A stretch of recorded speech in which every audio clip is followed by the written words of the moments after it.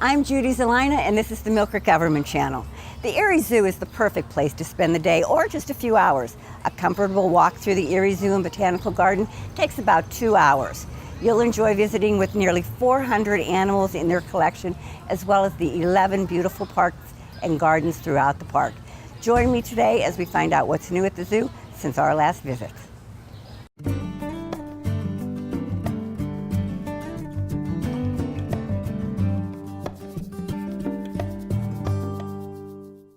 Scott and I are in front of one of the newer exhibits, the lion exhibit. Scott, who are we visiting right now? Well, this is Desta and Eva. Okay. They're our lion sisters. They've been with us about a year and a half or so, somewhere in that range, and they've been in this exhibit about a year. They spent some time while we were finishing this up because this is just about a year old. This is gorgeous. This is because I didn't get a chance to get here last year, but boy, I'm going to tell you, I cannot wait to get here and explore everything you have going on. This one's a really fun exhibit, and our cats are they really interact with people a lot. You'll find them by the glass an awful lot, so you'll get to see them up close. It's not unusual for them to paw at the glass with kids. I saw the prints. Yes. I was hoping they would they would come and welcome me. It's a little scary when you see her. Yes. You know, she's almost, probably close to 7 feet tall when she goes all the way up. And kids really get a big kick out of that. Oh, You can I hear can them imagine. laughing and giggling, and you know, the kids think that they're having fun, and the moms are thinking the lions are looking for a treat. And so they really do roam the exhibit a lot. It's early in the spring yet, but we do a lot of work in here in the next few weeks. We'll resod it. There's different substrates, different areas that they can lay in. So there's sand, and then there's bark, and then there'll be grass. But they really love their benches. You can see those benches behind us. They lay up on those an awfully lot. They're just really comfortable up there, and really make great use of the entire exhibit. How do they get along? Really well. They've been together their entire life. They were from the same litter. Occasionally you'll see a little spat here or there, but rarely do we see anything that happens with them. And we do have a third lion, Nala, who is literally the queen of the zoo. And she's over 20 years old, which if you think about a house cat that's 20, that gives you some perspective. Right. So Nala does what she wants, when she wants, and she goes wherever she wants to go. But we can't put the two groups together. She's just so old, we would worry that she wouldn't be able to defend herself against these guys. Oh, okay. Yeah. All right. And you know, so she's doing fine. She's healthy and she's doing well. And so they'll share this space. They'll sometimes she's inside now, and then other times she'll be outside.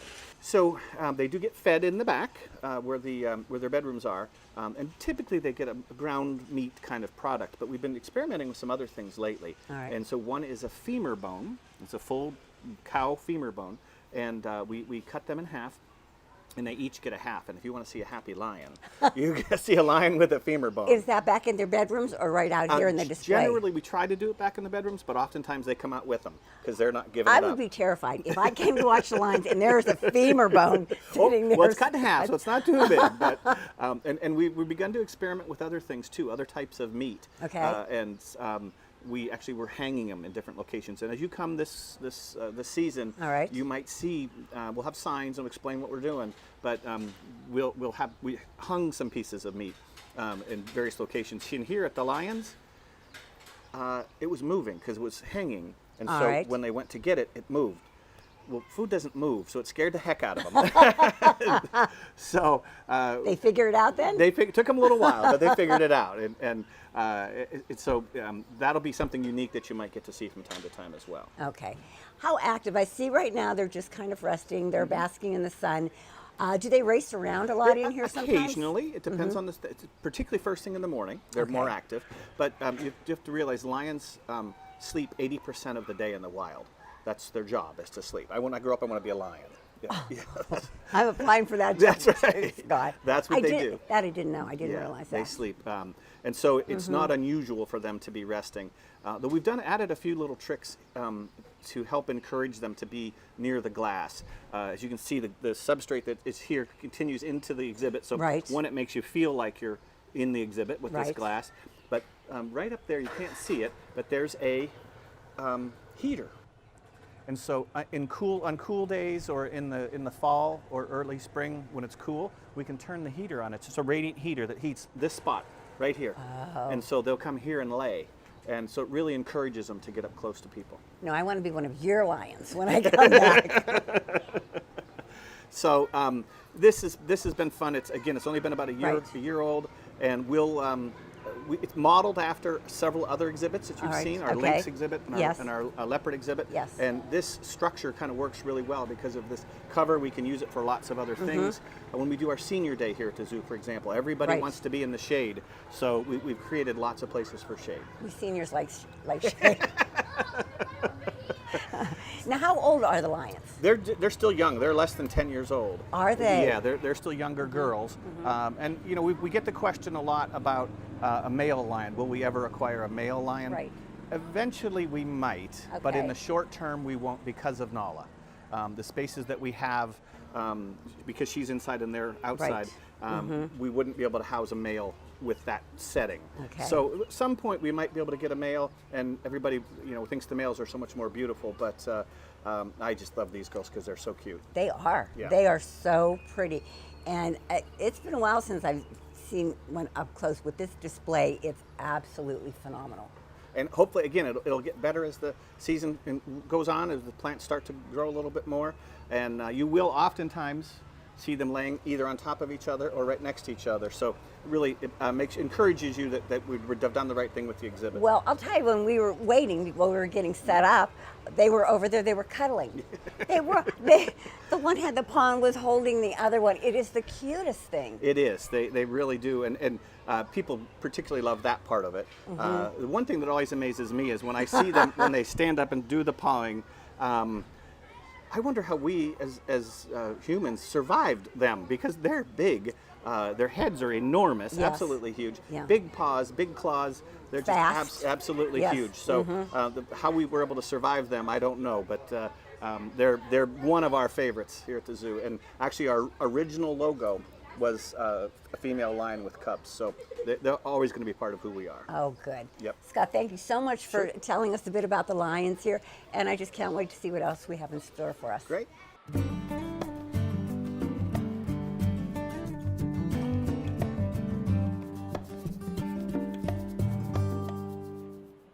Scott, tell us about these two handsome guys we're Yeah, visiting. these are our two newest additions to our family, and we're pretty excited about them. You can see they are some big guys. They are southern white rhinos. Okay. And they get their name not from their color, because they're pretty dark, as you can see. Right. They get their name from their lip. Black rhinos have more of a prehensile lip that's kind of like this and pointed. White rhinos have a wide lip. And in Dutch Afrikaans, the native language, white became white. All and right. that's where they get their name. Now they are new to us. They've been here less than a year. They came this fall, and they've only been out in this exhibit just this spring for the first time. How old are they, Scott? They're about 7, so they're still young, and they're going through rhino puberty. I was just going to say, doesn't that last a long time, you guys? Well, we hope not, because they can be a handful. Oh, really? They're big guys. Now, they've really calmed down since they've gotten out and they're in the exhibit. Okay. But every once in a while, you might see them spar. And so don't be alarmed. It's just boys being boys. Okay, they're just wrestling around. Yeah, they kind of charge at each other and push each other around. Oh my goodness. Yeah, and it can, if you've never seen it before, it can be you can be a little scared. So don't be. They might, you know, a little cut on the face or something. Generally heals the next day, and they've got a really tough hide. So if you see them doing something like that, don't worry. They'll work it out. Okay. And where did they come from? Where did we get them? These guys came from a facility in Florida. It's actually a facility that specializes in ungulates like rhinos. Have they always been in Florida? No, they were in Tennessee for a little while. Well, but they were in the South, so how did they do in the cold weather? They did fine. They don't mind cool weather. Okay. They can be, if it's 40 or above, they're fine. All right. What they don't like is snow and ice. All So, and we're particular about that because we wouldn't want them to slip or fall or twist an ankle, something like that. Okay. All right. It'd be kind of hard to take care of them and keep them off that You foot. bet, huh? you bet. And you know, this process to bring these guys in was really something. How'd we had to that move our happen? 2 guys out, and one went to San Diego and another one went to a facility in Florida. Okay. And because they moved up the genetic ladder, it was time for them to go off and start their own families. And they were big boys, probably a third again as larger than these guys are. Wow. So it was a bit of a challenge. It took some training, but our staff is phenomenal. And so we trained them to use, to be comfortable in the chute and in a crate that we shipped them in. And then we called every favor that we had and brought all kinds of equipment from cranes to forklifts, all kinds of things to load them on a trailer. And they went 2 different times. They went separately. And so that was pretty interesting process. Our team really came together. Our maintenance staff had to build a special rhino catching device. Wow. It was, oh it was my pretty gosh. interesting to see. And they did an exceptional job. And then to bring these guys in was whole nother challenge. They both came together. And so we were actually lauded by the Rhino Keepers Association for being able to move 4 male rhinos in the span of about 6 months or less. Oh my God. And the reason that we were able to get these guys and move our other rhinos to such good zoos is that the Erie Zoo is accredited. Correct, we are. And could you tell our viewers what that means Sure. to us right here? Sure. It's the AZA, it's the Association of Zoos and Aquariums. And to give you some perspective, the USDA, the Department of Agriculture, inspects facilities like zoos. Okay. And there's over 2,000 facilities that have animals. And it can literally be a person with a bear in their backyard to the San Diego Zoo. Of those 2,000, only about 200 are accredited. So we're in the top 10% of zoos in the country. Okay. And that allows us to work with zoos all over the world, literally. We're going to be importing a serval, a male serval, which is a small cat, from a zoo in Africa. And genetically, he's going to be important, and our female's the most important female in the country. So that pair will be genetically the most important pair in the country, and that's all because we're accredited. And not all zoos are accredited. No, many are not. And you said you go through inspections. Is it just random inspections? No, it's a scheduled inspection, but we have new standards every year. Okay. It's pages and pages and pages, then they come inspect for several days, multiple people, so it's really quite an undertaking, and our staff is really committed to it, and it really does make a difference, I think. Yeah, you can just tell. I mean, the animals are wonderful. I have to laugh because there are so many children around here today. You may be able to catch their laughter in the background, but boy, are they excited about seeing these rhinos. They are. They're singing songs all the way out here. No, they're so enormous and so prehistoric.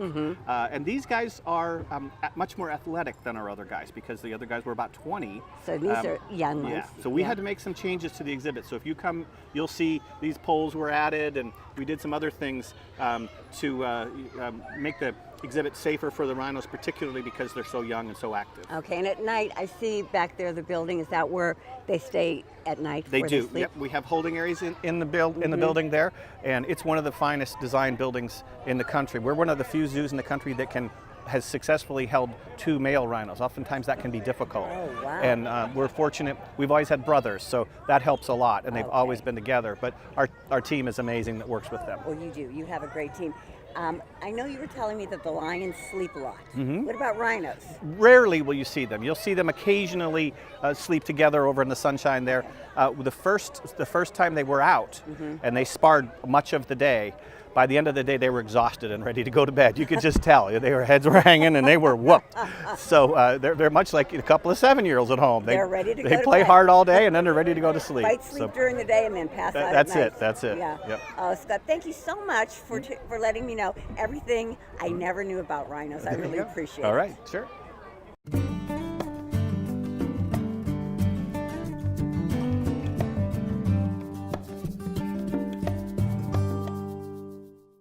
I'm here with Scott Mitchell, the zoo guy, and earlier, Scott, we were talking about all the changes that have happened, and you were telling me you've got some great plans coming in the future. We really do. We haven't had a new master plan in quite a few years. Okay. So we thought it was time to do that. So we worked with a firm that's what they specialize in zoo master plans. And so we came up with a new plan, and that plan also led us into a capital campaign. We haven't done a capital campaign in over 25 years. Wow. So we kind of felt it was time. We've done a lot of improvements along the way, Right. but these are some big ones. Okay. And this is the plan. And if you want more information, you can go to our website, eriezoo.org, and all of this is available there as well. But really, there's multiple layers to this, and it's about a 20-year plan, but it really focuses on 3 or 4 areas. One was the ice rink, which is under construction. Oh, I And am thrilled about that, Yes. Scott. I have to tell you, I was so worried there for a while. We were too, and we've got a state grant, and that should be open October of this year, so we're Okay. very excited about that. Good. So that's under construction Good. now. The other areas are also areas that we feel really need some help. One is the last moat. This is where the lynx is, this is the leopard, this is the tiger. So there were 4 original moats. This is the last moat, which we have covered over now. We call it the Chomp Garden. And so we're going to add the moat and then the corral next to it to make a large exhibit for something called, we hope, we'll be able to hold 3 different types of bears. Not at the same time, 3 different species. But the one we'd really like are called sloth bears. They're an Asian bear. They're really cute. Okay. We're working with the National Zoo on that. All right. And the challenge will be, they are probably the smartest of all bears. All right. So they'd be smarter than your average bear. Boo-boo. Yeah, I had to do Oh, it. you had Yeah, I to. had to. I know it. You know, so they are really excited about that. It'll be a nice large exhibit, a day room, like a play area, All right. and then a new bedroom. So that's a big one. That's one of the primary areas. Another one is what we call the heart of the zoo, the centerpiece of the zoo. And to give you some perspective, this is about where the giraffe house is currently. All right, okay. And so a new area, a new central area that we can rent. We're actually hosting a wedding this fall for the first time, a real true wedding. We've done small ones in the past, but never a regular wedding. I love it. And so we'll have 2 new animal exhibits here. One that we hope to be able to get is something called a tree kangaroo. It's an endangered species. All right. The other one we've kind of left open. If someone comes forward and says, I really love sloths, I'll give you so much. Okay, great, we can do that. So a new restaurant overlooking Millcreek, because our old concession stands is terrible, and restrooms with it. And so we're excited about that. We have to pay the bills, so there's opportunities to generate revenue. Nice. And then this is a monkey exhibit. It's a colobus, which is one of my favorite monkeys. They're black and white, long flowing hair. I had someone from one of the insurance groups here locally say, they're like the Lady Gaga of monkeys. And so, sure, Oh, okay, wow. go with that, yeah. And the interesting part about it is this boardwalk comes down from the rhinos, and we're going to bring this exhibit up to that boardwalk, so it'll be about 30 feet tall. Okay. So from that point on the boardwalk, you'll be able to see those monkeys climbing in the trees. So we're really excited about Great, that. And we do have a great family that ideas. stepped forward to help us fund that. All right. And we've had a family step forward that helped with a portion of that as well. Nice. The next one, we're going to do all this work, so we thought, gosh, the main zoo building, we need to do something there because it's a beautiful structure, and I would say it's as iconic a building as there is in our community. It is. And so we had a donor step forward, and we're going to start that project in August, and we're going to renovate that structure as well, the exterior in particular All is right. what we're going to do. Okay. So people are going to see work right away. We're excited about that. Wow. But the big one is why we're standing in the parking lot. And so we've purchased some property here. We have control of this property, and we worked with the city to gain control of that. So we'll have parking across the old the 38th Street. All right. And there's a tunnel right over there underneath 38th Street that most people don't realize. And so they'll be able to park there, walk through the tunnel right to the new front gate. What was the tunnel for? It was what we asked for. When they did the 38th Street, we met with them, and they wanted to try So to- this was vision, your Yeah. vision for the 2005, we thought we better do something to connect ourselves to that piece of property. future. Nice, Yeah, great so- idea. So, and we've had some people say, geez, that seems like a long way. It's really not when you look at the distances to the other parking that we have. Correct. And what 4-year-old's not going to want to go through the tunnel? Oh. That's going to be part of the experience, Everyone of wants course. to go on and go through the tunnel. Yes.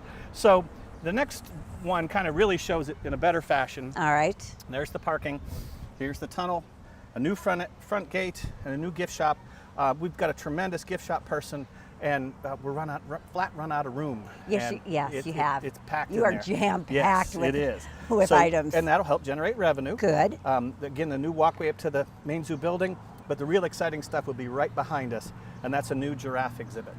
So basically where we're standing will be a new large barn with all the amenities that we need for good veterinary care, a new a yard, and that yard will go all the way down as far as you can see down to the hillside down there, almost all the way Wow. to Oh my 38th gosh, Street. Scott. And then this will be an ADA accessible walkway up to a new pavilion where people will be able to get up to the giraffe's height, even you, and If I bring a step stool too.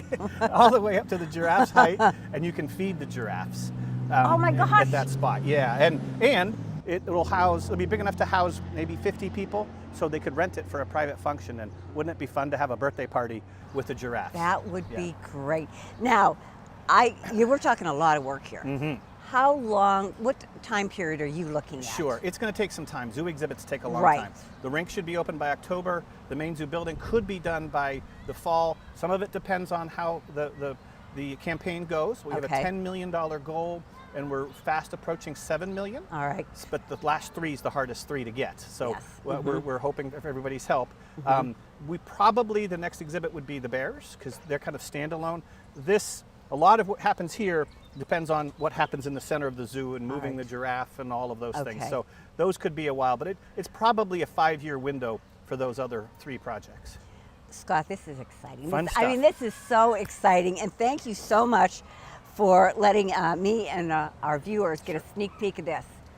Can't wait for this to happen. And again, if you want more information, just go to our website. It's all there. The campaign is called Wild Open Spaces. There's a nice little video, and it's a really great website. Really explains a lot of this in detail. Thank you so much, thing. Scott.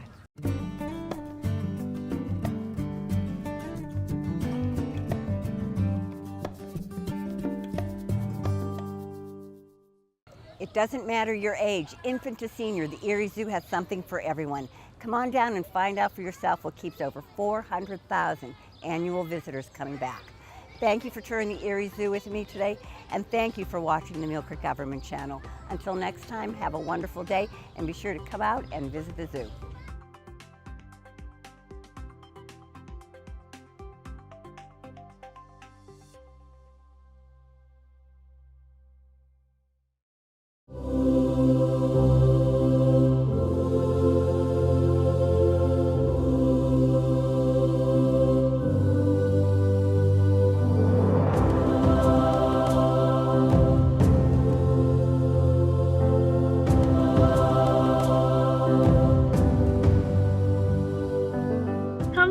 Wild open spaces. When we get a chance to visit the zoo, it's really an opportunity to see these wild open spaces. You can enjoy nature, you can enjoy wildlife. I've been supporter of the zoo for many, many years, and I remember some of my fondest memories are taking my own children to the zoo, and now I get a chance to take my grandson. One of the spectacular things about this wondrous place is it's so children friendly. It's amazing what you can accomplish and what kids can see in an hour or two. It's a very special place. We need to remind ourselves as well that it has an economic, a social, and environmental impact on our region as well. So now I get a chance to walk through the zoo, see this wondrous place, these wild open spaces through my grandson's eyes. In the process, we're going to see growth and change. It's a special place. Imagine this wild open space. Wild Open Spaces is our first capital campaign in nearly 25 years. Our goal is to attract 500,000 visitors to the Erie Zoo on an annual basis. Thus, we want to create a new wild experience for every visitor. The zoo has been here since 1924. Thousands and thousands of children and their families have been enriched by learning about animals, conservation, the environment. Not only is this a popular attraction for us here locally, but it's an important tourist attraction for our out-of-town visitors. Come visit our wild open spaces. The biggest question we get from our visitors is, how are we going to expand? And how are we going to create that new wild experience? This is how. This will be our brand new wild open space.